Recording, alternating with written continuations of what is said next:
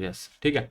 तो हम current electricity का वन शॉट वीडियो ये कर रहे हैं जहाँ पे हम सर्किट वाला पोर्शन देखेंगे, ड्रिफ्ट वेलोसिटी वगैरह या R is equals to rho L by A वाले वो जो फॉर्मूला है स्टार्टिंग के पहले वो नहीं कर रहे, वो बाद में करेंगे हम। यहाँ पे Kirchhoff's law, series parallel, internal resistance of EMF वगैरह उसकी हम बात करेंगे, ठीक है। ओवरऑल सर्किट अर्थिंग वगैरह होगी जो हम लास्ट लेक्चर्स में कर रहे थे, ठीक है, उसी की चर्चा हम करेंगे। Okay, so current electricity one shot हम स्टार्ट करेंगे। सर्किट वाला पोर्शन देखेंगे, सो डायरेक्टली मैंने कॉम्बिनेशन ऑफ रेजिस्टेंस से शुरुआत की है, ठीक है। हम सेकेंड पार्ट इसका जब बनाएंगे तो वो हम स्टार्टिंग वाला फेस कवर करेंगे, ठीक है। यहाँ से टॉपिक की शुरुआत हुई थी, combination of resistances. Combination of resistances जैसा हमें पता है यार, सीरीज पैरेलल वाली बात चलती है यहाँ पे। सीरीज में रेजिस्टेंसेस ऐड करते हैं, पैरेलल में रेजिस्टेंस को रेसिप्रोकल में लेते हैं। तो यहाँ पे क्या सेम होता है, पोटेंशियल तो नहीं, लेकिन क्या सेम होता है, करंट की वैल्यू यहाँ पे सेम होती है। किसके अक्रॉस, ऑल द रेजिस्टेंस के अक्रॉस यहाँ पे करंट की वैल्यू सेम होती है। और इधर आ जाओ, सही रहेगा, थोड़ा छोटा कर देता हूँ खुद को, ठीक है। लॉक कर दिया जाए इस कंप्यूटर जी, मुझे तो मैं हो गया लॉक और मैं यहाँ से निकलता हूँ थोड़ी देर के लिए, ठीक है। So V is equals to V1 plus V2 plus V3, this is the way total potential drop across all the resistances occur. Battery की क्षमता है V, मतलब अगर ये 30 वोल्ट की बैटरी है तो मान लो यहाँ पे कुछ 15 जाएगा, यहाँ पे कुछ 10 जाएगा, यहाँ पे कुछ 5 जाएगा, तो इनकी एडिशन मिला के कितनी होनी चाहिए, 30 वोल्ट होनी चाहिए, ठीक है। और इक्विवेलेंट रेजिस्टेंस का फॉर्मूला क्या होता है, R1 plus R2 plus R3, ये फॉर्मूला हमारा इक्विवेलेंट रेजिस्टेंस का होता है। इसके बाद क्या आएगा, सीरीज के बाद क्या आता है, थोड़ा कम्युनिकेट करो मेरे साथ, नहीं तो ऐसे चलता है कि अकेले चल रहे हैं, ठीक है। पैरेलल कॉम्बिनेशन, पैरेलल कॉम्बिनेशन में क्या सेम होता है, potential difference across all the resistances, we say potential differences same. Okay, so यहाँ पे R1 R2 R3 के अक्रॉस पोटेंशियल डिफरेंस सेम आएगा। क्या डिफरेंट होगा, करंट डिफरेंट होगा ईच रेजिस्टेंस के अक्रॉस, I1 I2 I3, ठीक है। सो टोटल करंट I कितना होगा, I1 की addition plus I2 plus I3, ठीक है। और जो इक्विवेलेंट रेजिस्टेंसेस है, इक्विवेलेंट रेजिस्टेंस वो कैसे निकालेंगे, ये वाला formula 1/R is equals to 1/R1 plus 1/R2 plus 1/R3। इतनी समझ तो हमें है, ये सबसे सिंपल है, इससे सिंपल कुछ नहीं हो सकता, ठीक है।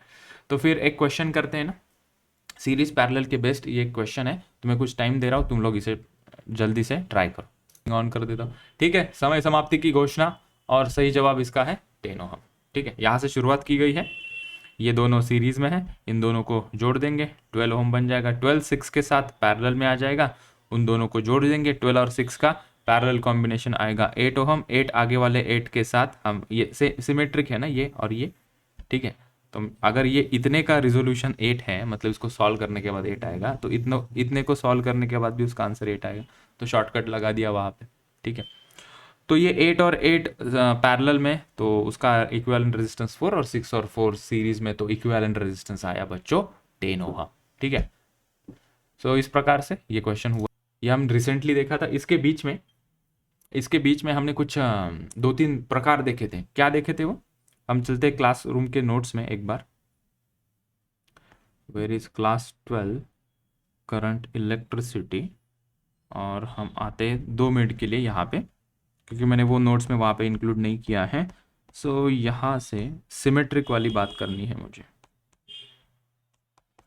ग्राफ बेफ हो गया, सिंबल, ये सब ये है, ये है, ये है, ये है, ये वो क्वेश्चन के थ्रू कर लेंगे। लेकिन यहाँ पे equivalent resistance bye potential method, series parallel हमेशा लगेगा, ऐसा जरूरी नहीं कि आइडेंटिफाई होगा कि ये सीरीज में है, देखो ऐसा नहीं बोल सकते, ठीक है। यहाँ पे बीच में ये वायर आ गई, यहाँ पे नीचे एक वायर आ गई, तो हम नहीं कह सकते कि ये सीरीज में है या पैरेलल में, हमें उसको थोड़ा सा अलग ढंग से देखना पड़ेगा।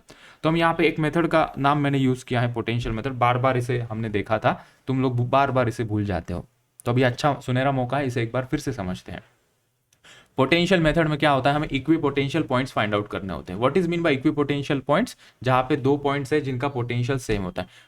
2 पॉइंट का पोटेंशियल कब सेम हो सकता है, यहाँ पे देखो ये ए और यहाँ पे ये दोनों पॉइंट का मैंने कहा पोटेंशियल सेम है। क्यों पोटेंशियल सेम है, क्योंकि यहाँ से यहाँ तक ये रास्ते में कोई सर्किट एलिमेंट नहीं आया। सर्किट एलिमेंट का मतलब रेजिस्टेंस, कैपेसिटर, इंडक्टर, बैटरी। अगर यहाँ पे कोई ऐसा रेजिस्टेंस लिखा होता, उसकी वैल्यू आर होती, तो वी कैन नॉट से ए और ए सेम पोटेंशियल है, नहीं, ठीक है। तो यहाँ पे पोटेंशियल कैसा है, सेम है, फिर वैसे ही देखा हमने, यहाँ से यहाँ तक वायर है खाली, कोई रेजिस्टेंस नहीं है, कोई बैटरी नहीं, तो यहाँ का पोटेंशियल भी सेम, फिर यहाँ का पोटेंशियल भी सेम। ठीक है, तो हमने कहा फिर यहाँ पे तो 2 ही पॉइंट बन रहे हैं, ए और बी, तो जितने जहां जहां ए दिख रहे हैं वहां एक इकट्ठा लिखो, जहां जहां जितने जितने बी लिख रहे हैं उसको एक ही बी से रिप्रेजेंट करो।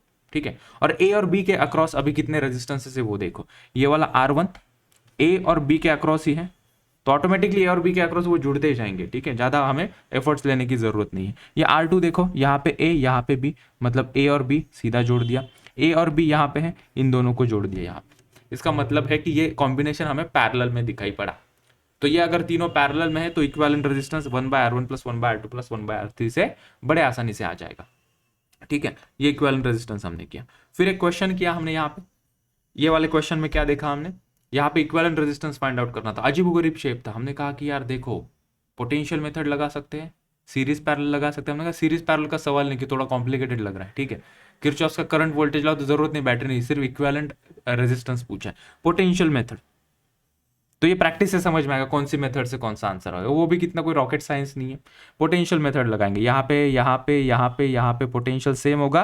क्यों सेम होगा बच्चों, पुकारो बोलो क्यों सेम होगा। यहाँ पे पोटेंशियल, हर जगह पे पोटेंशियल, बी बी क्यों लिखा है मैंने, क्यों लिखा है बी, बताओ। तेज हो गया क्या, भाग गया क्या मैं, बच्चे है क्या क्लास में, hello excuse me. Circuit element नहीं है, ठीक है, तो यहाँ पे सभी का पोटेंशियल बी बी बी कर दिया हमने। ठीक है, और अंदर इसका पोटेंशियल की वैल्यू ले लेते हैं एक्स। इसको ए नहीं लिख सकते ना, क्यों नहीं ए लिख सकते इसको, क्योंकि यहाँ पे बीच में रेजिस्टेंस आया है। ठीक है, तो मुझे 3 पॉइंट्स मिल गए, कौन से ए एक्स एंड बी। ठीक है, ए एक्स बी एक ही लाइन में लिखो, सेपरेट सेपरेट करते हुए। ठीक है, ए एक्स बी लिख दिया। ए और एक्स के बीच में एक रेजिस्टेंस आया, और ए और बी के बीच में कोई रेजिस्टेंस है क्या, नहीं, ए और बी के बीच में कोई रेजिस्टेंस नहीं। एक्स और बी के बीच में 3 रेजिस्टेंसेस है, ये और ये। ठीक है, तो हमने इसको जोड़ दिया। Now this is become very simple, ये तीनों पैरेलल में, ये एक उसके साथ सीरीज में। ठीक है, इतनी स्पीड झेल पा रहे हो बच्चों, ये जो रफ्तार से मैं चल रहा हूं ये झेल पा रहे हो। अरे रे, भाग गए क्या बच्चे, है ना। हेलो एक्सक्यूज मी एवरीवन, अरे बच्चों, हाँ ऐसे रिप्लाई करते जाओ। मेरी आधी एनर्जी उधर चली जाती है, मेरा भी मूड चला जाता है, फिर मैं पूछता उधर से जवाब नहीं देता, मैं अंदर ही अंदर बोल देता, फिर यार इनको इंटरेस्ट नहीं, फिर क्या है, भगाओ गाड़ी। वैसे नहीं चाहते ना, मैं जेन्युइनली वैसे नहीं चाहता। फिर आगे बहुत सारे क्वेश्चन उसके ऊपर आए, पोटेंशियल के ऊपर। सो पोटेंशियल मेथड को कंक्लूड कर देते हैं। पोटेंशियल मेथड में करना क्या होता है, अगर यहाँ पे खाली वायर दिख रही है मतलब यहाँ का और यहाँ का पोटेंशियल सेम होगा, राइट। फिर हमने कहा ए और बी के across equivalent resistance find out करो। एक बार तुम्हें पोटेंशियल मिल गए तो सर्किट सॉल्व करना आसान होता है। और सबसे जरूरी, सर आप इतना क्यों स्ट्रेस दे रहे हो पोटेंशियल मेथड के ऊपर, क्योंकि जब हम किरचॉफ का करंट लॉ जब पढ़ते हैं ना, उसके अंदर भी मैंने कहा कि हम इसका पोटेंशियल मेथड से ही सॉल्व करना पड़ेगा हमें। फिर से एक बार, जब किरचॉफ का करंट लॉ हम देखते हैं तो हमें पोटेंशियल भी प्लॉट करने होते हैं, तो वहां पे भी ये कॉन्सेप्ट यूज होगा। ठीक है, तो जैसे ही पोटेंशियल की वैल्यू हम वहां पे पुट कर देते हैं, सर्किट थोड़ा सा रिजॉल्व करने में, सिंप्लीफिकेशन करने में आसान हो जाता है। यहाँ पे देख सकते हैं हम ए और एक्स के बीच में 2 रेजिस्टेंस आए, तो ए और एक्स के बीच में हमने ऐसे 2 रेजिस्टेंस दिखाए। ठीक है, ए और बी के बीच में, बी यहाँ पे लिखा है, ए और बी के बीच में एक रेजिस्टेंस आ रहा था, ऊपर से दिखा दिया। एक्स और बी के बीच में 2 रेजिस्टेंस आ रहे, एक्चुअली 3 रेजिस्टेंस आ रहे एक्स और बी के बीच में। 3 आ रहे या 2 आ रहे, हाँ 2 ही आ रहे, यहाँ थोड़ी ना, एक और ये 2 रेजिस्टेंस आ रहे हैं एक्स और बी के बीच में, ये देखो। तो अब ये क्या, ये दोनों पैरेलल जोड़ दिए, यहाँ पे आ गए। ठीक है, और ये उसके साथ कैसा, ये अगेन इट इज पैरेलल। तो ये पोटेंशियल मेथड था। बहुत सारे क्वेश्चन हम देख सकते हैं क्लास नोट्स के अंदर, बहुत सारे हमने क्वेश्चंस किए। उसके बाद आया equivalent resistance bye symmetric method, ये सबसे आसान था, सिमेट्रिक मेथड। ठीक है, सिमेट्रिक मेथड में हमने देखा कि ए और बी, एक एग्जांपल से समझा रहा हूं इसे, ए और बी के अक्रॉस हमें इक्विवेलेंट रेजिस्टेंस फाइंड आउट करना था। ठीक है, तो अगर हम इसको इस वर्टिकली इस प्लेन से लेफ्ट और राइट में देखेंगे तो ये सिमेट्रिक दिख रहा है, इधर 2R, इधर भी 2R, इधर R, इधर भी R। हमने कहा वाह वाह बहुत बढ़िया। तो यहाँ से ये हमें क्या मिल रहा है, एक सिमेट्रिकल एक्सिस मिल रहा है। तो इसको कहेंगे मिरर सिमेट्री, मतलब यहाँ पे कोई ऐसा मिरर रख दोगे तो इधर भी और मिरर की इधर भी सेम इमेज दिखती है ना, इसलिए इसका नाम दिया हमने मिरर सिमेट्री। सॉल्व कैसे करना होता है, मिरर सिमेट्री जैसे फाइंड आउट होगी, हमें बस वो एक्सिस को देखना है, और उस एक्सिस पे जो भी रेजिस्टेंस आएगा उसको हम हटा देंगे, मतलब वो और वो पॉइंट इक्विपोटेंशियल पॉइंट्स बन जाते हैं।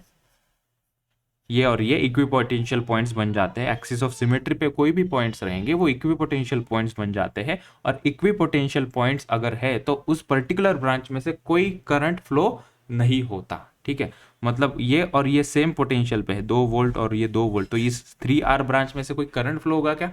हमने कहा कोई करंट वहां से फ्लो नहीं होगा, मतलब 3R resistance will not contribute to equivalent resistances. इसको हमने हटा दिया, बाकी ये दोनों सीरीज बन गए और ये नीचे वाले दोनों भी स्वाहा सीरीज बन गए, हमने आसानी से उसे सॉल्व कर दिया। ठीक है, so after identifying the axis of symmetry remove any resistance present along the axis of symmetry, that's it, यही करना है हमें। तो सिमेट्री अगर है तो उसको सिमेट्री से सॉल्व करेंगे।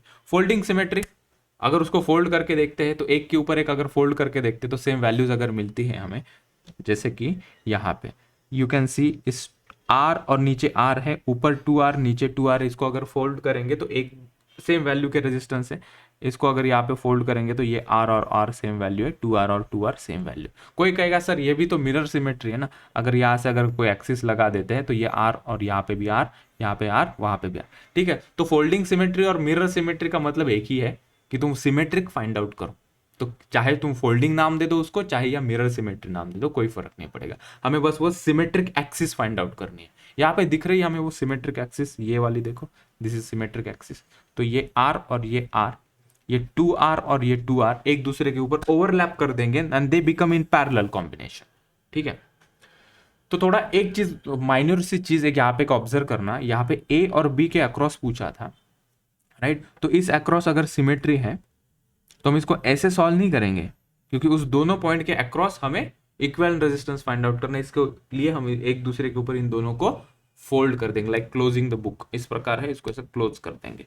So this R will on this R, this 2R will on this 2R, become parallel combination. ठीक है, तो इस 3R को हटा देंगे क्योंकि वो एक्सिस ऑफ सिमेट्री पे आ रहा था। ठीक है, इसके भी कुछ क्वेश्चंस किए हमने सिमेट्री के, तुम यहाँ पे प्रैक्टिस कर सकते हो और मैं डीपीपी के अंदर उसको इंक्लूड कर दूंगा उसके रिगार्डिंग क्वेश्चन।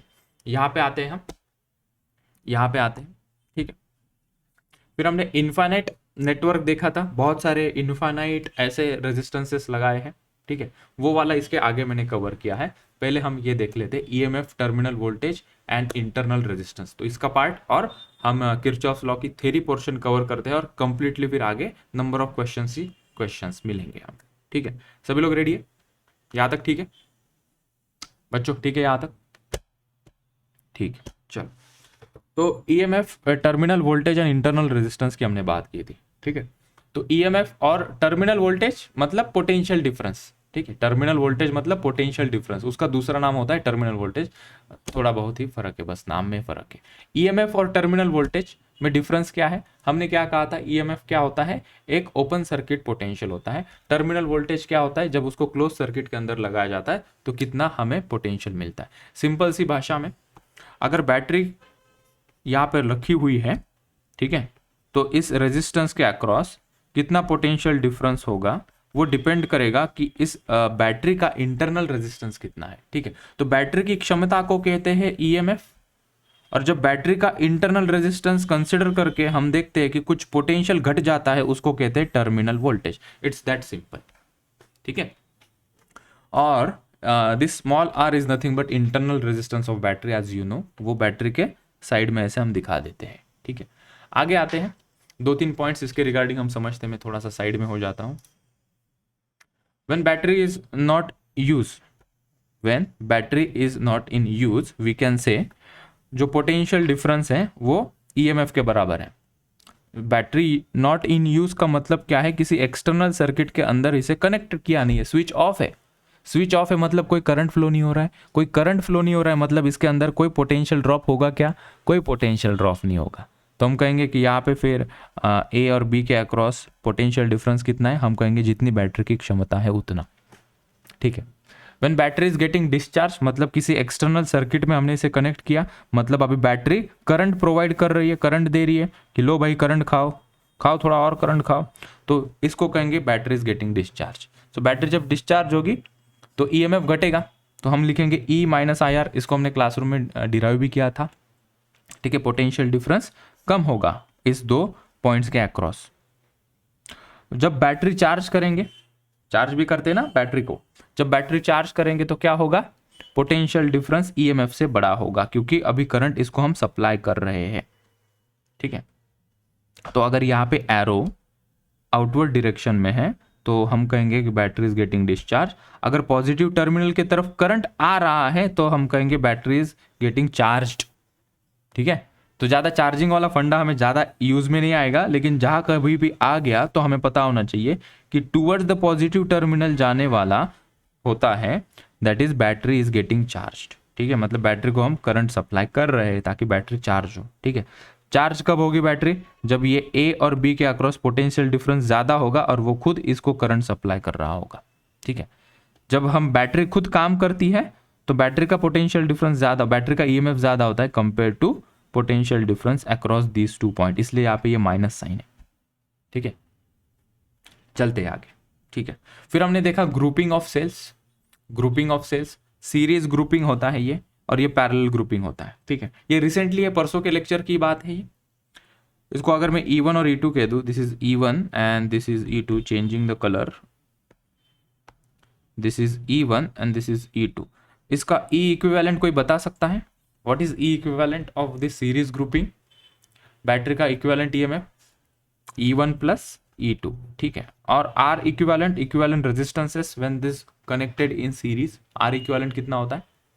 हम कहते हैं ये R1 कर दो, इसको R2 कह दो, R1 प्लस R2। ठीक है, यहाँ पे अगर ये पैरेलल कॉम्बिनेशन में बैटरीज लगाई गई है तो इसका E इक्विवेलेंट कितना आता है?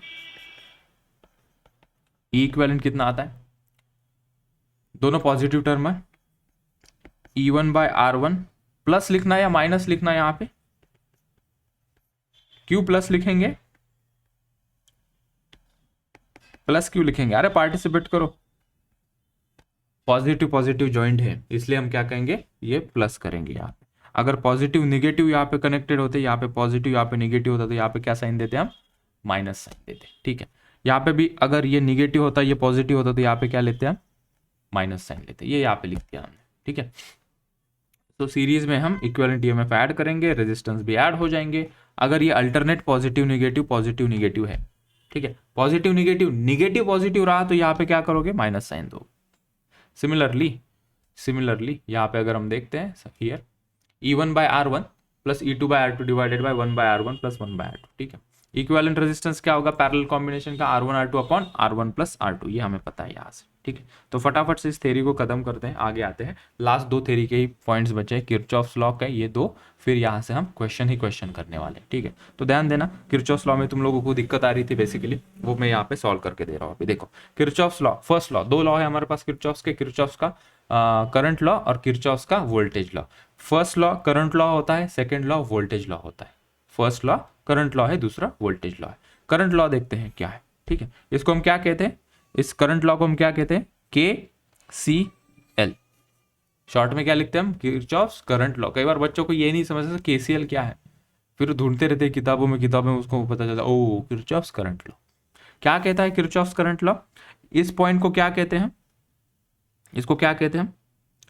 जंक्शन कहते हैं ना, इसको क्या कहते हैं हम? Junction. This is point is called as junction. Junction या इसका दूसरा नाम होता है नोड। जंक्शन कहो या उसको नोड कहो, ठीक है, मीनिंग सेम है। ठीक है, क्या होता है किरचॉफ्स का करंट लॉ? यहाँ पे incoming current is equals to outgoing current. किसी भी नोड पॉइंट में, बहुत सारे सर्किट के अंदर कोई नोड पॉइंट दिखेगा ही दिखेगा हमें, उस नोड पॉइंट की तरफ आने वाले वैल्यूज को हम लिख देंगे एक जगह पे। यहाँ पे इनकमिंग कौन है? इनकमिंग फ्री है ना, ये इनकमिंग है। और कौन इनकमिंग है? और कौन इनकमिंग दिख रहा है भैया? और बताओ यहाँ से इनकमिंग कौन है? इनकमिंग कौन है? Incoming I3 is incoming. ठीक है, और आउटगोइंग कौन है? I2 and I4। तो किरचॉफ्स का करंट लॉ में क्या करना होता है? I1 प्लस और इनकमिंग I3 है इज इक्वल्स टू आउटगोइंग कितना है? I2 plus I4। ठीक है, ऐसा लिखो, या summation of current is equals to 0, इस फॉर्मेट में लिखना है, इस फॉर्मेट में लिखना है तो ऐसा लिखो I1 प्लस I3, इन दोनों खिलाड़ियों को लेफ्ट में लेके आओ, minus I2 minus I4 is equals to 0। ठीक है, all the summation of current across the node is equals to 0। Theoretically किसी को बताओगे तो एक ही लाइनर में अगर तुम्हें किरचॉफ का करंट लॉ बताना है तो उसको ऐसा बताना कि नोड पे करंट एक्यूमुलेट नहीं होता। नोड पॉइंट ऐसा पॉइंट है जहां पे करंट एक्यूमुलेट नहीं होता, करंट नहीं रुकता। यहाँ पे कोई करंट रुक रहा है क्या? एक गाड़ी आ रही है I1 की, वो निकल जा रहा है यहाँ से, कोई करंट यहाँ से आ रहा है, वो यहाँ से कोई इधर निकल जा रहा है, कोई इधर निकल जा रहा है। वो नोड पॉइंट जहाँ पे करंट रुकता ही नहीं है। क्यों रुकेगा? वहां पे कोई रेजिस्टेंस नहीं है। रेजिस्टेंस भी होता थोड़ी ना करंट रुकता है। तो ये किरचॉफ ने बताया, ठीक है। और एक अंदर की बात तुम्हें पता है क्या? किरचॉफ ना ये शायद से 18th सेंचुरी और 19 के आसपास की बात है। किरचॉफ ये स्टूडेंट था तब उसने ये बताया। सोचो, किरचॉफ साइंटिस्ट जो था, ये किरचॉफ का लॉ उसने कब बताया? जब वो खुद एक स्टूडेंट था, तब उसने किरचॉफ का लॉ बताया। कितना स्कॉलर स्टूडेंट होता होगा, ठीक है। इसका मतलब ऐसा नहीं कि हम भी उतने शार्प होने चाहिए, किसी को होता है इतने शार्प होते हैं कोई, ठीक है। जब स्टूडेंट होते तभी मास्टर बन जाते हैं। किरचॉफ के सेकेंड लॉ में हम आते हैं। किरचॉफ का सेकेंड लॉ, ठीक है। यहाँ पे दिक्कत आ रही थी ना, किरचॉफ के सेकेंड लॉ में स्टेटमेंट क्या लिखा है यहाँ पे? This law also known as loop law. Loop law, इसके दो चार नाम है। इसको क्या कहते हैं? लूप लॉ, या दूसरा नाम क्या है इसका? Voltage law. Kirchhoff voltage law, इसके दो नाम है, ठीक है। This law is also known as loop rule और वोल्टेज लॉ, KVL लिखा भी है यहाँ पे। और उसके अकॉर्डिंग क्या होता है? Algebraic sum of all the changes in potential in close loop is zero. उसने बहुत मेहनत की होगी किरचॉफ ने, बहुत से एक्सपेरिमेंट एनालिसिस किए होंगे, और फिर इसने बताया कि ऐसा होता है वोल्टेज के पूरे लूप के अंदर। कहना क्या मतलब क्या है यहाँ पे? ये ऐसा सर्किट है, इस सर्किट के अंदर हम अभी यहाँ पे किरचॉफ का वोल्टेज लॉ लगाएंगे। पहले सवाल क्यों लगाएंगे, क्या जरूरत है?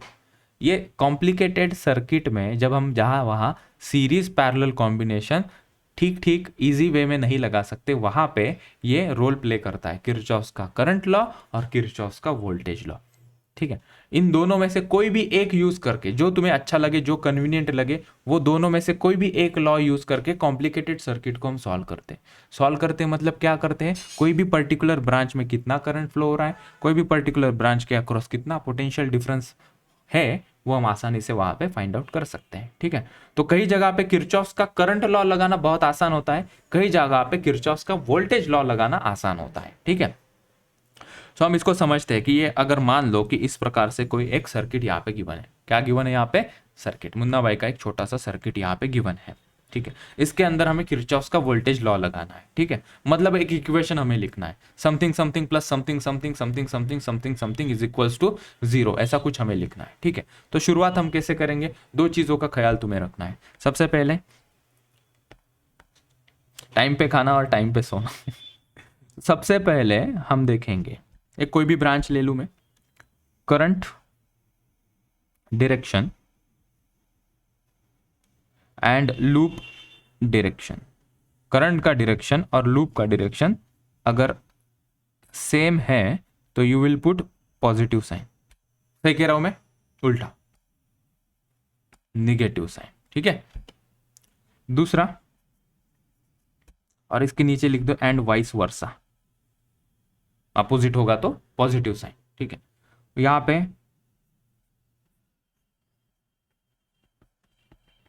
If we arrive at negative terminal first then put positive sign. दो चीजें, निगेटिव टर्मिनल जाते जाते रास्ते में सबसे पहले हमें निगेटिव टर्मिनल दिखा तो पॉजिटिव साइन देंगे, ठीक है। फॉर एग्जाम्पल यहां पे लिखेंगे हम -IR, फॉर एग्जाम्पल यहां पे लिखेंगे +V, ठीक है। इतना पकड़ लिया हमने, ये डिटेल हमने अपने नोट्स में भी लिखा था, ठीक है।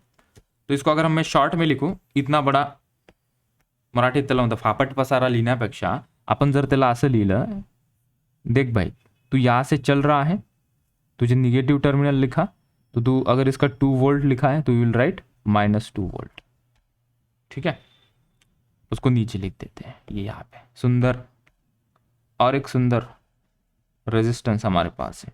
ये अगर 2 ओम है, यहाँ से 4 एम्पियर का करंट फ्लो हो रहा है, ठीक है। हम A से B जा रहे हैं, यहाँ पे भी ये A से B जा रहे थे, so you will write -2 volt. यहाँ पे क्या लिखेंगे रे? अगर मैं A से B जा रहा हूँ, ए से बी जा रहा हूँ, यही नहीं समझता बच्चों को, ए से क्यों बी क्यों जा रहे हो। अरे लूप है ना, चलने का है ना अपने को, सभी एलिमेंट्स कवर करते करते करते हुए। लेट्स से मैं ए से बी जा रहा हूँ, टिंग टिंग टिंग टिंग टिंग टिंग टिंग टिंग, ठीक है। ए से बी जा रहा हूँ, मैंने देखा अरे करंट तू भी मेरे साथ है क्या, चल साथ में चलते। सो करंट और मैं दोनों साथ में चल रहे, ठीक है। तो जब मैं और करंट साथ में चल रहा हूँ, हमारा झगड़ा हो गया, तो हम यहाँ पे लिखेंगे -2 × 4 IR, what we are return is -IR, ठीक है। इसको थोड़ा सा साइड में रख देते हैं और ये सर्किट हम अभी सॉल्व करते हैं। जो मैंने यहाँ पे बताया उसको बहुत छोटा करके मैं ऊपर लिख देता हूँ, बाद में बड़ा कर देंगे इसको, ठीक है। तो लूप लॉ में कुछ नहीं करना है, कहीं से भी चलो यार, ये बंद होना चाहिए बस, ठीक है। ये बंद होना चाहिए, लूप का मतलब क्या है, वो बंद होता है। ए से चलेंगे, मान लो मुझे ये यहाँ से चलना अच्छा लगता है, ये स्टार्टिंग पॉइंट है A to B, B to C, C to D, D to A। कोई कहेगा मैं उल्टा चलता, उल्टा चल भाई तेरी मर्जी, यहाँ से यहाँ, यहाँ से यहाँ, यहाँ से यहाँ, यहाँ से यहाँ, ठीक है। तो मैं ABCD, तो मैंने लूप डिसाइड कर लिया, हम जाएंगे भैया ABCD। लूप मेरा कौन सा है, लूप ABCD, ठीक है। ABCD जाएंगे। करंट का डायरेक्शन, करंट का डायरेक्शन भी मान लेते हैं ये ABCDA, इस डायरेक्शन में। हमें करंट पता नहीं ना, क्वेश्चन में गिवन नहीं होता कि करंट का डायरेक्शन क्या है, तो हम मान के चलते कि करंट इस डायरेक्शन में चल रहा है, इस प्रकार, ठीक है, क्लॉकवाइज। सो हम ABCD हम भी क्लॉकवाइज चल रहे हैं, और इस करंट में, इस लूप में करंट भी क्लॉकवाइज चल रहा है, ऐसा मानकर चलते हैं, ठीक है। करंट का डायरेक्शन आ गया, ठीक है। अभी ए से चलो, A to B में क्या दिख रहा है तुम्हें, A to B में क्या दिखाई पड़ा, एक रेजिस्टेंस दिखाई पड़ा, ओ हो R1 रेजिस्टेंस है, ठीक है। अब मेरे सवाल का जवाब दो, A to B जाने में करंट का डायरेक्शन क्या है, A to B जाने में करंट का डायरेक्शन क्या है। अरे A to B जाने में करंट का डायरेक्शन क्या, बोलो। A to B ही है, मतलब लूप और करंट दोनों सेम डायरेक्शन में है, ठीक है। तो A to B में देखा हमने, क्या देखा हमने, लूप भी इस डायरेक्शन में है और करंट भी इस डायरेक्शन में, तो कौन सा साइन देंगे हम, निगेटिव साइन देंगे। लिखोगे क्या, -I इंटू जिस रेजिस्टेंस में से जा रहा है उस रेजिस्टेंस की value R1, so -I R1 मैंने लिखा, ठीक है। ओके, आगे चलते हैं, हम B2C जा रहे हैं। अभी B2C में भी क्या हो रहा है, फटाफट से इसे कंप्लीट करते हैं। वही I करंट इसके अंदर जा रहा है, B2C नीचे, करंट भी जा रहा है नीचे, हम दोनों साथ साथ जा रहे, झगड़ा हो गया, माइनस साइन देंगे, ठीक है। तो मैं यहाँ से हट जाता हूँ थोड़ी देर के लिए, नहीं तो क्या करता हूँ मैं यहाँ आ जाता हूँ, टिंग टिंग टिंग टिंग टिंग टिंग टिंग। देखो तुम्हें नींद आ रही है, यहाँ पे रख दिया मैंने खुद को, ठीक है। चल, तो IR, अब B2C में क्या है, B2C नीचे, करंट भी नीचे, फटाफट से कंप्लीट करते, बताओ इसे क्या लिखूं, -I R2, ठीक है।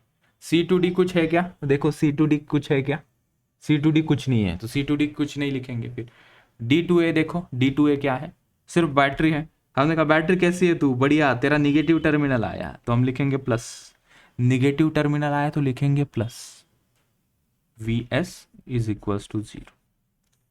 तो इक्वेशन मिल गया हमें, ये चाहिए। सेम डायरेक्शन में जाएंगे, रेजिस्टेंस के अंदर जो करंट गिरेगा उसको लिखेंगे IR, माइनस साइन देंगे। अपोजिट डायरेक्शन में आया, मतलब अगर मैं कोई लूप ऐसा चुन रहा है, कोई B to A जा रहा है, ठीक है, कोई अगर B to A जा रहा है, उसने देखा करंट उधर से आ रहा है, सो एट दैट वे, अगर मैं लिख ही लेता हूँ यहाँ से, अगर हम लूप ऐसा चुनते हैं, ठीक है, BADC, उल्टा चलते हैं इस बार, B to A जा रहा हूँ मैं, मेरा चलने का ये ढंग है, और करंट उधर से आ रहा है, so I will write +I R1, ठीक है। यहां से यहां जा रहे हैं हम, पॉजिटिव टर्मिनल लगा, what you will write, -VS। D to C जा रहे हैं, कुछ नहीं है, कुछ लिखोगे भी नहीं। फिर C to B जा रहे हो, C to B, देखो C to B, मैं ऊपर जा रहा हूं C से B की तरफ, करंट वहां से नीचे आ रहा है, ठीक है, तो क्या लिखेंगे, +I R2 is equals to 0, ठीक है। अभी ये इक्वेशन और ये इक्वेशन सेम है साइन के साथ, तो कोई भी लूप लेना डायरेक्शन, ये सेम ही आएगा, ठीक है। तो अगर तुम कहोगे कि सर इसको इसके जैसे बनाओ, तो सभी टर्म्स उस साइड पे लेकर जाओ, या माइनस से उसे मल्टीप्लाई कर दो, तो ये हो जाएगा -I R1 + VS -I R2 is equals to 0। क्या इन दोनों इक्वेशन में कोई अंतर है, तो लूप का डायरेक्शन कोई भी चुनो, लेकिन रूल वो फॉलो करना, same direction of current, minus sign, negative terminal लगा, पॉजिटिव लिखो, ठीक है। ओके चलो, हमें अभी एक क्वेश्चन करना है, इस क्वेश्चन को सॉल्व करो। चलो ट्राई करो, पॉइंट भी समझ लोगे, ठीक है। तो यहाँ पे नोड पॉइंट्स देखो, कौन से नोड पॉइंट्स हैं। मैंने देखा ये ए पे देख भाई, ठीक है, ये जंक्शन है ना, दिस इज जंक्शन। और कौन सा ये जंक्शन है। यहाँ पे एक जंक्शन दिख रहा है, यहाँ पे एक जंक्शन दिख रहा है, यहाँ पे एक जंक्शन। जहां जहां जंक्शन दिख रहा है वहां वहां किरचॉफ्स का हम करंट लॉ लगाते हैं, ठीक है। एट जंक्शन ए इनकमिंग करंट कितना, हवा आने दो, बताओ जल्दी, इनकमिंग करंट कितना, how much is incoming current towards 5 ampere, ठीक है। जाने वाले कौन, भागने वाले कौन, हवा जाने दो, 2 + I1 आ गया 5 - 2 दैट इज 3 एम्पियर, ठीक है। वैसे अभी I2 I3 I4 I5 जल्दी से निकालो। बी पे देखते हैं इनकमिंग करंट कितना है, 2 + 1.5 = I2। माइनस कैसे आ रहा है, 3.5 आया ना, प्लस आया, ठीक है। ठीक ठीक देखना, टूवर्ड्स जंक्शन की तरफ एक जगह पे लिखो, जंक्शन से जाने वाले दूर दूसरी तरफ लिखो, this is equal to that, ठीक है। करो जल्दी जल्दी करो, ठीक। I3 भी कंप्लीट कर लेते हैं हम। एट सी पे चलते हैं, सी पे मैं देख रहा हूँ, ठीक है। मैं ABCD वाइज चल रहा हूँ, जो जो वैल्यूज आएंगे वो लिखेंगे। सी पे इनकमिंग कौन है, I1 + I3 = 12। I1 is 3 + I3 = 12। I3 = 12 - 3, I3 = 9 ampere, ठीक है। एट डी एंड एट ई अभी तुम आराम से कर सकते हो, ठीक है, इतनी समझ तो है ही अभी। चले आगे, इस क्वेश्चन को देखो अभी। See this question, try to solve this question. Option C आ रहा है, current in wire AE, current in wire BE, ठीक है। देखो AE में करंट निकालते हैं, BE में, EC में और ED में हम करंट निकालते हैं, ठीक है। हमें अभी डायरेक्शन मालूम नहीं ना करंट का, कहाँ है मालूम है क्या हमें डायरेक्शन करंट का, नहीं, ठीक है। तो तब कैसे करेंगे हम, व्हाट वी विल डू, हम मानकर चलते हैं, हमें मानना ही पड़ेगा ना, कोई चारा है क्या हमारे पास। करंट यहाँ जा रहा है, करंट यहाँ जा रहा है, करंट यहाँ से यहाँ जा रहा है, करंट यहाँ से ऊपर जा रहा है। लेट्स से वो I1 करंट है, वो I2 करंट है, ये I3 करंट है और ये I4 current. So we will write I1 + I2 + I3 और कुछ बाकी है क्या, प्लस I4 = 0। मैंने क्या लगाया, किरचॉफ्स का करंट लॉ लगाया, वोल्टेज लॉ नहीं, वो जब क्लोज लूप आएगा तब वोल्टेज लॉ लगाएंगे हम, ठीक है। और जो केसेस होंगी जहां पे क्लोज लूप नहीं है वहां पे भी हम वोल्टेज लॉ लगाते हैं, लेकिन यहां नहीं लगा रहे हम, ठीक है। कैसे सॉल्व करोगे, अभी I को हम सब्स्टिट्यूट करेंगे ΔV/R, इन सभी को क्या सब्स्टिट्यूट करेंगे हम, ΔV/R के टर्म में, ΔV/R के टर्म में, यहाँ पे भी सब्स्टिट्यूट करेंगे ΔV/R के टर्म में, ठीक है। I1 किसके अक्रॉस फ्लो हो रहा है, इसके अक्रॉस, तो इसके अक्रॉस ΔV कितना होगा। अभी ये इस पॉइंट का हमें पोटेंशियल पता है क्या, नहीं, हमने कहा उसका मान लो फिर x, इसका पोटेंशियल पता नहीं, मान लिया हमने x, ठीक है। जूम करो इसको, ये देखो, अभी इस I1 को क्या लिख सकते हैं हम, 2 - x / 1, 2 - x potential difference across this resistance divided by resistance की वैल्यू 1। वैसे ही I2 I3 I4 को लिखा हमने, ठीक है। तो यहाँ पे x - 4 / 2 ये कौन सा होगा, हमने कहा x - 4 / ठीक है, हम इस तरीके से कर लेते हैं जो हमने यहाँ पे फॉलो किया है। यहाँ पे बताओ ΔV क्या लिखे हम, आई विल राइट I1 को 2 - x / 1 प्लस I2 को क्या लिखूं मैं, 4 - x डिवाइडेड बाय, किसके अक्रॉस है बेटा, ये है 2 ओम के across, so divided by 2 plus यहां पे हम लिखते हैं I3 को क्या लिखूं मैं, 6 - x डिवाइडेड बाय रेजिस्टेंस की वैल्यू वहां पे कितनी है, 1 दिख तो रहा है ना, मैं लिख तो रहा हूं, हाँ। और I4 ऊपर जा रहा है करंट, तो 4 - x लिखना है या x - 4 लिखना है, क्या लिखना है बेटा, 4 माइनस एक्स लिखें या x माइनस 4, तो वो देखने के लिए तुम करंट का डायरेक्शन देखोगे, करंट जा रहा है ऊपर, और करंट कहाँ से कहाँ फ्लो होता है, higher potential to lower potential, so higher potential minus lower potential करते, तो इसलिए भी यहाँ पे भी करेंगे हम 4 minus x divided by 2 is equals to 0। ठीक है, इसको जब हम सॉल्व करेंगे तो हमें x की वैल्यू आ जाएगी 4 वोल्ट्स। ठीक है, तो मैंने इस प्रकार से अज्यूम करके चलाओ कि करंट इधर जा रहा है, इधर जा रहा है, इधर जा रहा है, इधर जा रहा है। तुम इसका एग्जैक्टली उल्टा भी कर सकते हो कि तुम मान लो कि करंट इधर जा रहा है, इधर जा रहा है, कोई कहेगा ऊपर से नीचे जा रहा है, मुझे नीचे लग रहा है अकड़ बकड़ बकड़ नीचे जा रहा है, कोई भी डायरेक्शन में तुम मान लो करंट जा रहा है, उससे कोई फर्क नहीं पड़ेगा। ठीक है, तो फिर सर ऐसे कैसे फर्क नहीं पड़ेगा, यहाँ पे प्लस माइनस दिख जाएगा कि अगर गलती से मैंने नीचे की तरफ एरो ले लिया है, उसका आंसर माइनस आ जाएगा, मतलब करंट का डायरेक्शन ऊपर होगा। बस इतना है। एक बार x की वैल्यू आ गई, मतलब यहाँ का x इज इक्वल टू कितना वोल्ट है, दिस इज 4 वोल्ट, ये क्या है 4 वोल्ट है। वहां का पोटेंशियल मिल गया, तो मुझे I1 की वैल्यू मिल जाएगी। अभी देखो ये I1 की वैल्यू यहां से मिल जाएगी, क्या ना इसे I1 is equal to 2 minus x divided by 1, और x की वैल्यू कितनी आई है हमारी यहाँ पे 4 वोल्ट्स आई है। ठीक है, सो 2 माइनस 4 डिवाइडेड बाई 1, मतलब I1 कितना आ रहा है हमारा -2 एम्पियर। इसका क्या मतलब हुआ, माइनस का मतलब क्या हुआ, माइनस का मतलब क्या हुआ, I1 is equal to -2 ampere. इसका मतलब क्या हुआ कि जो डायरेक्शन हमने कंसिडर किया है वो यहाँ पे ना होते हुए वो यहाँ पे है, पीछे की तरफ। बस इतना अंतर है, समझ में आई बात। डीपीपी में ऐसा और एक क्वेश्चन मैंने डाल दिया है, उसके ऊपर से तुम प्रैक्टिस कर सकते हो। सिमिलरली I2, I3, I4, बस अभी x की वैल्यू डालनी है और बस करंट की वैल्यूज निकाल लेनी है। ठीक है, अगर इस तरीके से चलते हैं तो you will get current 2 ampere 0, 2 ampere और 0। ठीक है, वैल्यू सेम मिलेगी, depending upon our direction plus minus vary करेगा। ठीक है, तो यहाँ पे जैसे माइनस आया है, मतलब हमने ये जो डायरेक्शन करंट का कंसिडर किया है, it is not the actual direction उसके अपोजिट है। ठीक है, आगे बढ़ते हैं, इस क्वेश्चन को सॉल्व करो, देखो एक बार। ठीक है, ओके, यहाँ पे हमने सबसे पहले इस लूप को सॉल्व किया और इस लूप को सॉल्व किया, हमने I1 और I2 की वैल्यू निकाल ली।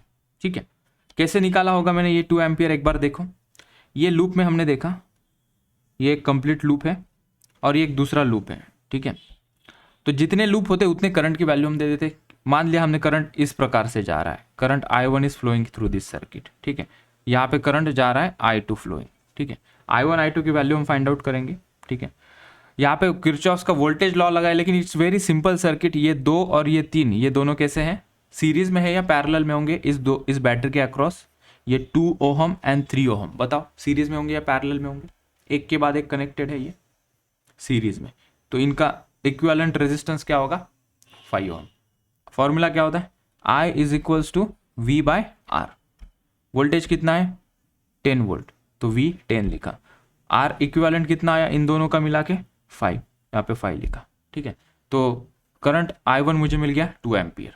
ठीक है, वैसे यहाँ पे मैंने लगाया, हमने देखा ये बैटरी के अक्रॉस ये दो जो रेजिस्टेंसेस है वो एक के बाद एक लग रहे हैं, पहला एंड 4 को कनेक्टेड है, दूसरा एंड 6 ओम को कनेक्टेड है, दे आर इन सीरीज, तो 6 और 4 का इक्विवेलेंट रेजिस्टेंस कितना हुआ 10, आर की वैल्यू हमने पुट की यहाँ पे 10, और बैटरी का पोटेंशियल कितना है 20, सो 20/10 that is 2 ampere. I1 I2 की वैल्यू आ गई। ठीक है, हमें potential difference VA and VD पूछा था, पोटेंशियल डिफरेंस हमें VA एंड VD पूछा था, तो हमने ये ब्रांच देखी, इस ब्रांच पे हम किरचॉफ्स का वोल्टेज लॉ लगाएंगे। ठीक है, हम यहां से चलेंगे, मैंने लिखा VA। ठीक है, करंट का डायरेक्शन यहाँ पे मान लेते हैं ऐसे जा रहा है, current is flowing here like this. ठीक है ना, क्योंकि ये पहले लूप में करंट ऐसे फ्लो हो रहा है, मतलब इस particular A to B branch में से करंट कहाँ होगा, नीचे फ्लो होगा। ठीक है, यहाँ पे भी I2 करंट ऐसे फ्लो हो रहा था। ठीक है, तो हमने मान के चला कि I2 का इधर वैल्यू नीचे की तरफ है। ठीक है, इस पर्टिकुलर ब्रांच के लिए हमने I2 की वैल्यू मानकर चली वो नीचे की तरफ। ठीक है, तो VA, ठीक है, सेम डायरेक्शन में है, तो इसको लिखेंगे माइनस करंट की वैल्यू I1 कितनी है, ये 2, रेजिस्टेंस कितना है वैल्यू 3, ये लिखा। ठीक है, B2C गए हम, यहां पे कौन सा टर्मिनल लगा हमें निगेटिव, तो हमने क्या लिखा +4। ठीक है, राइट, फिर हम यहां पे आए C to D, इस ब्रांच में देखा I2 की वैल्यू कितनी है, I2 की वैल्यू है 2 एम्पियर। इंटू रेजिस्टेंस की वैल्यू कितनी है यहाँ पे 4 इज इक्वल्स टू ये जो एंड लगा है वो लिख दिया हमने वी डी, ठीक है। और V A minus V D लिख दिया, ये राइट हैंड साइड में आ जाएगा, 3 2 जा 6, ये -4 इधर आके और ये माइनस यहाँ पे +8 बन जाएगा और हमें आंसर मिल गया यहाँ से 10 वोल्ट। कोई मुझे बताएगा क्या अभी ये वाला पर्टिकुलरली ये वाला 1 ओहम यहाँ पे क्यों नहीं दिख रहा है? यहाँ पे ये जो 1 ओहम है इस इक्वेशन में क्यों नहीं दिखा, वो क्यों नहीं लिखा? कैन एनीवन टेल अस?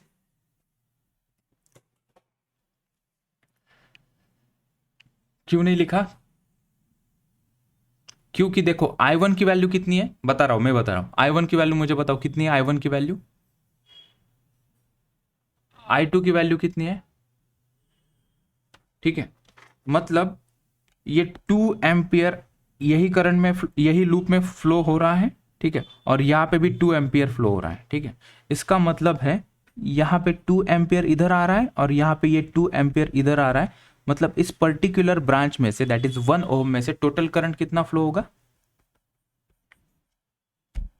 भैया? इधर की ब्रांच का करंट इधर भी जा रहा है ना थोड़ा, और इधर की ब्रांच का करंट इधर भी जा रहा है। So net current in this 1 ohm resistance is 2 ampere upward 2 ampere downward. So net current 1 ओम में से कितना जाएगा? 0, इसलिए यहाँ पे लिखा ये 0। अगर उसमें से कोई करंट नहीं जा रहा है तो उस रेजिस्टेंस को हम लिखेंगे ही नहीं। हाँ, अगर वहां से कोई करंट जाता, अगर यहाँ से कोई करंट जाता, मान लो कि ये यहाँ पे अगर 2 नहीं आती वैल्यू, कुछ और आती, यहाँ पे 3 एम्पियर आती, तो हम कहते कि यहाँ से कुछ करंट फ्लो हो रहा है 1 एम्पियर का, then we would have written here -1 × 1। हालांकि यहाँ से कोई करंट फ्लो नहीं हो रहा है, इसलिए हमने इस रेजिस्टेंस को लिखा ही नहीं, इसलिए हमें वी ए और वी डी डायरेक्टली मिल गए, दैट इज 10 वोल्ट। आ रही बात समझ में बच्चों? Okay, yes, getting my point? Okay, चलो फिर आगे वाले क्वेश्चन की तरफ चलते हैं। इस क्वेश्चन को देखो, अर्थिंग वाले क्वेश्चन। सिंपल है, अर्थिंग अभी जानते हो, अर्थिंग का पोटेंशियल कितना होता है? इस पॉइंट पे पोटेंशियल कितना होगा? जब इसको क्लोज करेंगे तो यहाँ पे पोटेंशियल कितना होगा? 0। तो यहाँ पे हमें इसे सॉल्व करना है। When you close the switch current passing through it is,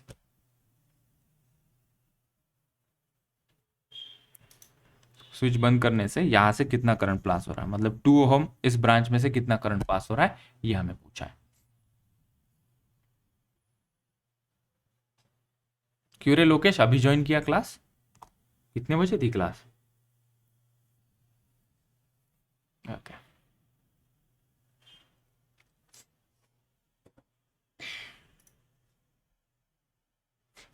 solve करें। फिर पहली दिक्कत हमें यह आएगी कि यार इसको करेंगे कैसे, सॉल्व कैसे करेंगे इसको? तो हमने यहाँ पे देखा यार इसको क्या लगाएंगे हम, यहाँ पे तो वोल्टेज दिया है 20 वोल्ट 5 वोल्ट, और इसका 0 वोल्ट होता है when you close the switch. Switch का क्लोज करना मतलब यू जॉइन द सर्किट, मतलब यहाँ से कुछ करंट फ्लो होगा। यहाँ पे मान लेते हैं यहाँ का पोटेंशियल है x, यहाँ का पोटेंशियल क्या है? x है, ठीक है। तो हमने यहाँ पे मान लिया कि यहाँ का पोटेंशियल है x, ठीक है। यहाँ पे हम किरचॉफ्स का करंट लॉ लगाएंगे, KCL, किरचॉफ्स का करंट लॉ लगाएंगे, ठीक है। तो मैंने लिखा x - 20 that is potential difference across this particularly 2 ohm branch divided by resistance की value that is 2 ohm, x - 20 divided by 2, ठीक है। x - 5 डिवाइडेड बाय 4, इस पर्टिकुलर ब्रांच में से कितना करंट फ्लो हो रहा है, और इस पर्टिकुलर ब्रांच में से कितना करंट है, x - 0 divided by 2 is equals to 0। अभी मेरा ये क्वेश्चन है तुम लोगों से, ठीक है। मैंने ये जो लिखा है मुझे बताओ, बाय दिस इक्वेशन मैंने यहाँ पे करंट का डायरेक्शन क्या लिया होगा इस पर्टिकुलर ब्रांच में, लेफ्ट की तरफ या राइट की तरफ? ये आया मतलब तुमको ये समझ में आया? लेफ्ट की तरफ, क्योंकि मैंने x - 20 लिया, मतलब higher potential to lower potential. So मैंने यहाँ पे क्या माना होगा, ये I1 है, ठीक है। और ये बताओ मुझे इस पर्टिकुलर ब्रांच में करंट का डायरेक्शन कहाँ कंसिडर किया होगा मैंने? x - 5 राइट की तरफ, मतलब मान लो ये है I2। मतलब इसके पहले की स्टेप बता रहा हूं मैंने, इसके पहले की स्टेप में क्या लिखा होगा? इस पर्टिकुलर ब्रांच में मैंने x - 0 लिखा है, मतलब हाइयर पोटेंशियल x होगा, लोअर पोटेंशियल 0 होगा। करंट कैसे फ्लो होगा? नीचे I3, तो इसके पहले वाली स्टेप क्या होगी, केसीएल की यहाँ के से पहले वाली स्टेप क्या होगी, what you will write, I1 outgoing plus I2 outgoing plus I3 outgoing, कोई इनकमिंग नहीं, इज इक्वल टू 0। ये मेरी इसके पहले वाली स्टेप। सो किरचॉफ्स का करंट लॉ मैंने यहाँ पे लगाया, ये पहली स्टेप है, और इस I को मैंने लिखा V/R, I is equal to ये डेल्टा V/R होता है। So delta V across this लिखा। x की वैल्यू आ गई, कितनी आ गई x की वैल्यू, 9 वोल्ट। इसको सॉल्व किया, ठीक है। अभी x की वैल्यू आ गई, इस पर्टिकुलरली इस ब्रांच में से करंट पूछा था हमें, मैं इसको I3 कर लेता हूँ क्योंकि मैंने एग्जाम्पल में उसको I3 लिया, ठीक है। This is I3 current flowing through this 2 ohm, ठीक है। जब हम स्विच को बंद कर देंगे, वो पर्टिकुलर ब्रांच कौन सी है, 2 ओम वाली। कितना पोटेंशियल डिफरेंस था उसके अंदर, x minus 0 divided by 2, that is I3 current. x minus 0 is x divided by 2, x की वैल्यू कितनी आई, 9, 9/2, 4.5 एम्पियर, ऑप्शन है करेक्ट, ठीक है। यहां पे हमने देखा इन्फाइनाइट जब रेजिस्टेंसेस आते हैं तब हमको कैसे सॉल्व करना होता है, जिस पॉइंट्स के अक्रॉस इक्विवेलेंट रेजिस्टेंस पूछा है उस ब्रांच को छोड़ते हुए कुछ सिमेट्रिक देखो, होगी सिमेट्रिक, क्योंकि उसके बिना फिर सॉल्व नहीं होगा, ठीक है। क्या सिमेट्रिक दिखाई पड़ रही है हमें, यही ब्रांच रिपीट हो रही है, ये कंप्लीट ब्रांच रिपीट हो रही है ऐसे, ये ऐसे ही रिपीट हो रही है, ठीक है। तो हम मान के चलते हैं यहां से आगे जितने भी रेजिस्टेंसेस होंगे, जितने भी आएंगे इन्फिनिटी तक, उनका इक्विवेलेंट रेजिस्टेंस मान लेते हैं x है, उसको हमने जोड़ दिया। इसके आगे वाले जितने भी होंगे उनको हमने जोड़ दिया यहां से यहां, ऐसे, ये फिगर में तुम देख सकते हो, ठीक है। सो उसका इक्विवेलेंट है x, ठीक है। तो ये x और ये 1, ये x और ये 1, ये दोनों कैसे हैं, पैरेलल कॉम्बिनेशन है, ठीक है। तो हमने R equivalent across A and B निकाला, ठीक है। यहां में पे दिख रहा है ये 1 into x upon 1 plus x, मतलब इन दोनों को मैंने पैरेलल कॉम्बिनेशन में लिया है, और वो इन दोनों के साथ कैसे होगा, इस 1 और इस 1 के साथ कैसे होगा, सीरीज में, इसलिए यहां पे 1 और यहां पे 1 लिखा है। समझ में आ रही बात, ठीक है। आर इक्विवेलेंट को एक्स क्यों लिया सर, फिर इन सभी का इक्विवेलेंट रेजिस्टेंस का आंसर भी मैंने एक्स लिखा है, और पर्टिकुलरली इतने पोर्शन का इक्विवेलेंट का भी आंसर मैंने एक्स लिखा है। ऐसे कैसे हुआ, यही कॉन्सेप्ट है इन्फिनिटी के। समुंदर में से एक बूंद पानी भी निकाल दो तो समुंदर की मात्रा कम नहीं होती, वही फाउंडेशन पे हमने इसको कहा कि अगर इतना इन्फिनिटी का आंसर इक्विवेलेंट का एक्स है, तो इतना पोर्शन जोड़ने से भी उसके आंसर में क्या फर्क गिरेगा। घर से एक बाल्टी तुमने समुंदर के अंदर डाल दी तो समुंदर की क्वांटिटी ना बढ़ेगी ना कम होगी, वो तो ऑलरेडी इन्फिनिटी है, ठीक है। Infinity plus 1 is also infinity, infinity minus 1 is also infinity. तो ये इन्फिनिटी प्लस इतने 3 वैल्यू भी जोड़ दोगे तभी भी उसका आंसर इन्फिनिटी आएगा। तो वो इनफाइनाइट रेजिस्टेंस का आंसर हमने एक्स माना है। तो इक्विवेलेंट इन सभी का भी क्या होगा, एक्स होगा, और इतने पोर्शन का भी क्या है, एक्स है। तो इतने पोर्शन को हमने ऐड कर दिया और उसको एक्स के बराबर कर दिया, ठीक है। हमने उसको सॉल्व किया, क्वाड्रेटिक इक्वेशन बना। इस क्वाड्रेटिक इक्वेशन को हमने सॉल्व किया, minus B plus minus under root of B square minus 4ac divided by 2a। Values put की, a यहाँ पे 1 है, b की वैल्यू यहाँ पे -2 है, c की वैल्यू यहाँ पे -2 है। तो x की वैल्यू जो पॉजिटिव आएगी वही हम लेंगे, प्लस माइनस दोनों आएंगे, उसमें से हम पॉजिटिव वैल्यू लेंगे। निगेटिव क्यों नहीं लेंगे, 1 माइनस 1.73 क्या हो जाएगा, ये -0.73 हो जाएगा। रेजिस्टेंस की वैल्यू कभी निगेटिव नहीं होती, that's option C is correct, ठीक है। तो बच्चों इस लेक्चर में इतना ही, क्योंकि समय हमें अलाउ नहीं कर रहा है। मंडे को हम इसी सीरीज को, 1 शॉट की सीरीज को, ये 1 शॉट तो नहीं होगा, अभी 2 शॉट हो जाएगा ये, इस सीरीज को हम कंटिन्यू करेंगे ऑन मंडे।